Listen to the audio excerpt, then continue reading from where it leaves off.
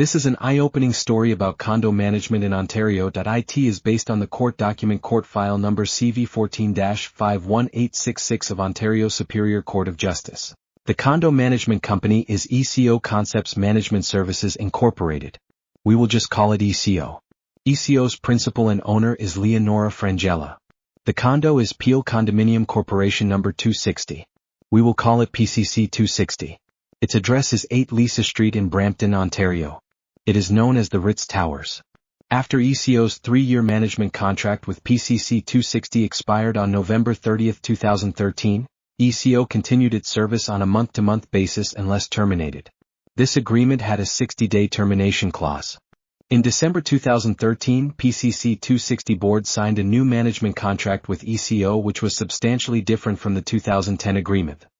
It had a 5-year term instead of 3 years.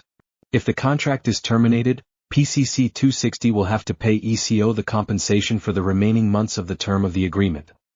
The new termination provision is extraordinary and is far beyond the typical industry standard of 60 or 90 days.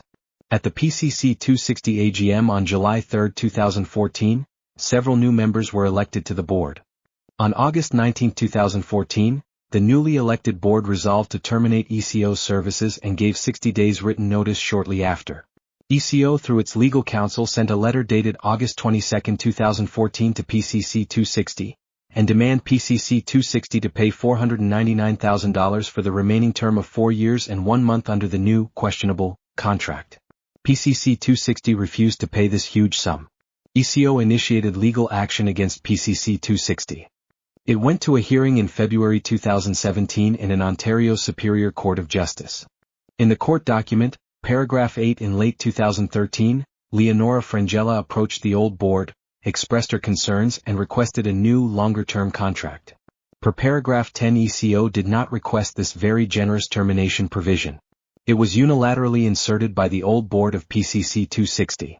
Justice W. Matheson raised questions about the meeting of the old board. Whether the new 2013 agreement was properly authorized at a meeting of the old board, whether there was a meeting at all.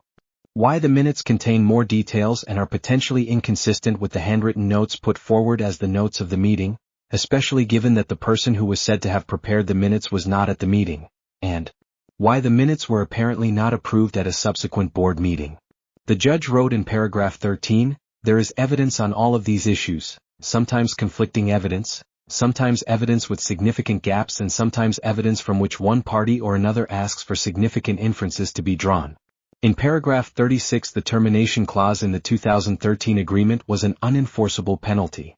Certainly, the sum of almost $500,000 did appear to be out of all proportion to any damages actually suffered by ECO due to early termination of the 2013 agreement. April 5, 2017, ECO's motion for summary judgment against PCC 260 was dismissed by the presiding judge Justice W. Matheson. October 29, 2018, the Facebook of 8 Lisa, the address of PCC 260, had a post that announced ECO no longer intends to pursue its $500,000 lawsuit against PCC 260, and PCC 260 recovered a significant portion of the legal costs, $60,000, from ECO. If ECO were to enforce their legal rights under the questionable contract, why did they pay $60,000 to their opponent to settle?